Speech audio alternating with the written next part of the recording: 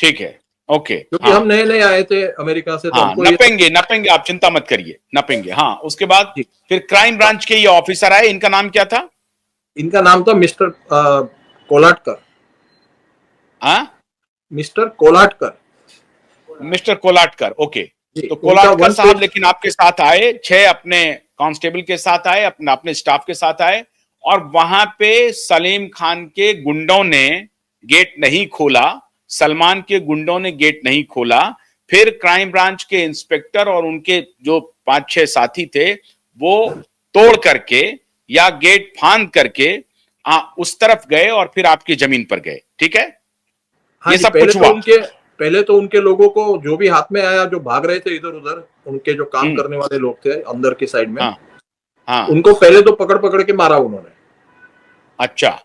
उनको सवाल पूछे कि भाई ये गेट किसने बनाया, ये रास्ता किसने बनाया, ये रास्ता बंद रखने का किसका प्लान है, किसने किया, ये कक्कड़ साहब के अपने जमीन पे हुडी मार के जाएंगे, हेलीकॉप्टर से जाएंगे, ऐसा सब उनको बोला। फिर अंदर से सलमान खान की मम्मी ने मैनेजर को भेज के ये इंस्पेक्टर साहब को अंदर बुलाया। वो तकरीबन आधा घंटा अंदर रहे और वो बाद में उनके फार्म में बुलाया।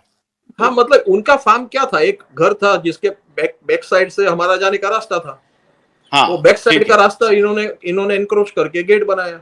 और अभी फास्ट फॉरवर्ड, अभी उन्होंने उनका पहले गेट से दूसरे गेट, इलीगल गेट का पूरा रास्ता ही उन्होंने कब्जा कर लिया। और अभी तो वो बात ठीक है। नहीं, फिर उसके बाद सलमान की मम्मी ने उनको बुलाया। या आपको मालूम था कि सलमान की मम्मी यहाँ पर हैं, वो बुला रही हैं?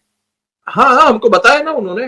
वो मैनेजर ने आके बोला ना कि मम्मी बुला रहे हैं। और फिर वो सीनियर पीआई जब आए तो उन्होंने भी बताया ना कि उनकी मम्मी से बात हुई, तो साहब आपको ये सामने की साइड में, यानी जो इलीगल गेट बनाया था ना, उसके सामने की साइड में देखिए, इनके गेट का कांड आप समझ लीजिए तो आपको समझ में आएगा। इनका एक ही गेट था जिसके ऊपर लिखा था अर्पिता फार्म्स और बर्ड इन बुश, ऐसा कुछ लिखा हुआ था। एक ही गेट था इनका। ये आप कहीं भी गूगल करके देख सकते हैं। बाद में 1 किलोमीटर दूर हमारे जाने के रास्ते पे इलीगल गेट बनाया, जो इनके बंगले के पीछे से हमारा रास्ता जाता था।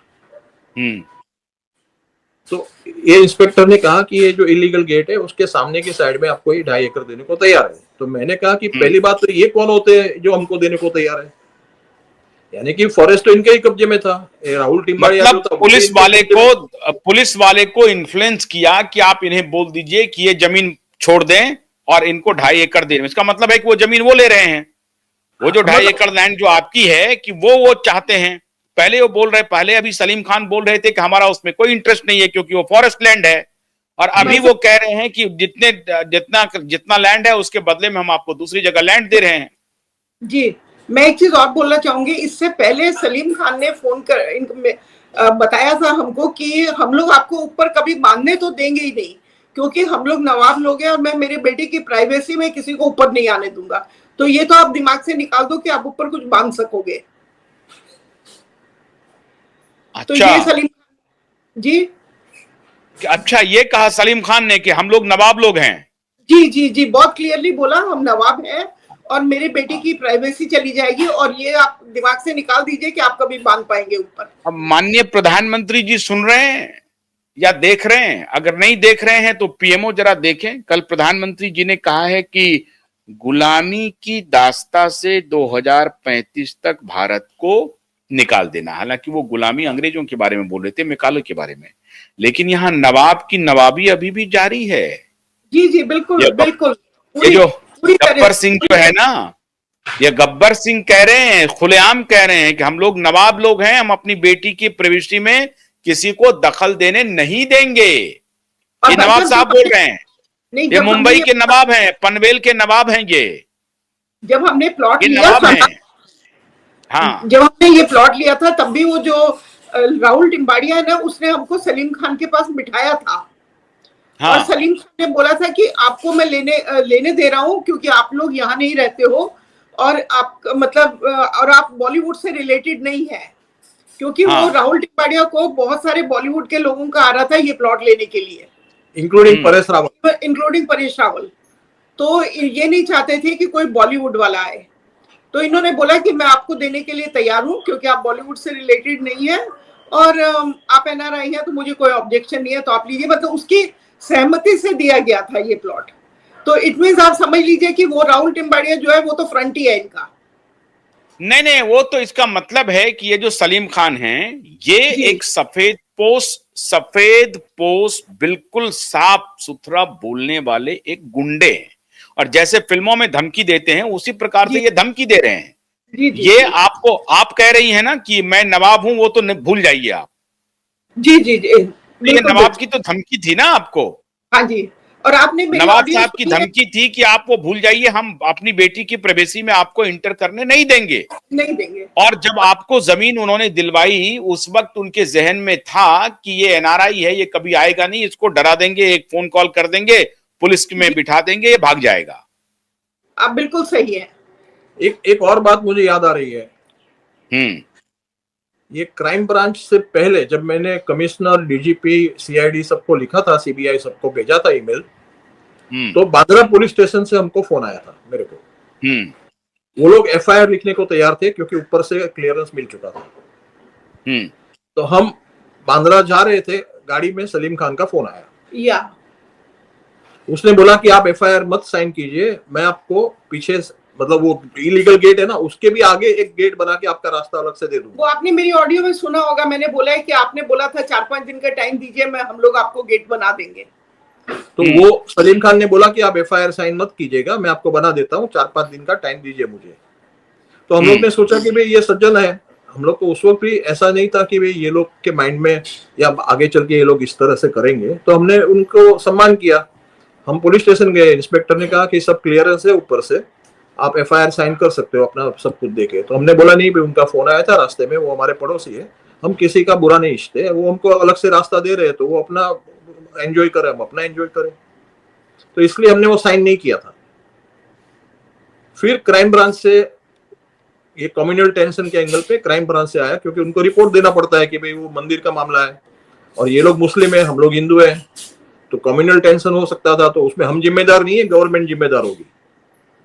तो इसलिए क्राइम ब्रांच प्ले में आया और फिर उन्होंने रिपोर्ट बनाया, 6 महीना लगाया, उनके ऊपर बहुत प्रेशर था। वो सीनियर इंस्पेक्टर कोलाटकर बहुत भले और अच्छे आदमी थे। उन्होंने रिपोर्ट में साफ साफ लिखा कि हमारा मंदिर और हमारा घर सेफ है, और ये गेट जो है ना, ये सिविल मामला है, तो आप सिविल कोर्ट में जाइए। अब मुझे आज तक, यानी कि इस बात को अभी 9 साल हो गया, मुझे आज तक ये समझ में नहीं आ रहा है कि अगर मैं मोदी जी के घर के आगे या समझो किसी भी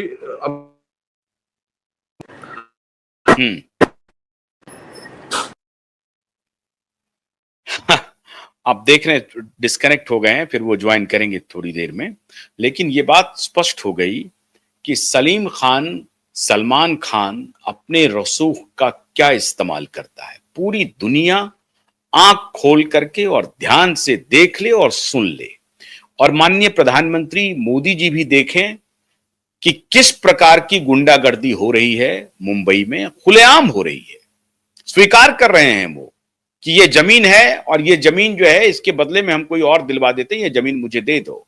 उसको परेशान किया जा रहा है, किस तरह से घुमाया जा रहा है, एक रसूखदार लोग कैसे इंक्रोच कर रहे हैं। ये खुद कई एकड़ जमीन जो जंगल की जमीन है, उसको इस खान बाप बेटे ने हड़प लिया है, कब्जा कर लिया है। वहां पे एक घोड़े का अस्तबल चला रहा है वहां पे।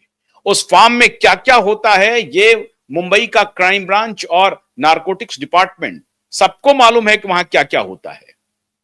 उसके बाद भी ये सलीम खान और ये सलमान खान अपने रसूख का बेजा इस्तेमाल करते हुए, हनक देखिए, एक साधारण एनआरआई को, एक साधारण इंसान को, जिन्होंने अपनी गाढ़ी कमाई से कोई जमीन खरीदी और जमीन बेचा गया उसको, आपने देखा कि लोकल पुलिस इंस्पेक्टर क्या कह रहा है। लोकल तो कुछ किया नहीं, क्राइम ब्रांच वाला जब आया इनके बहुत सारे मेल के बाद, तब ये हालत है। और आखिर में उस क्राइम ब्रांच के ऊपर भी दबाव आ गया, जो होगा कोई परमवीर सिंह जैसा पुलिस कमिश्नर या उस टाइप का कोई डीजीपी, जो सलमान की बात सुन रहा है, सलीम की बात सुन रहा है।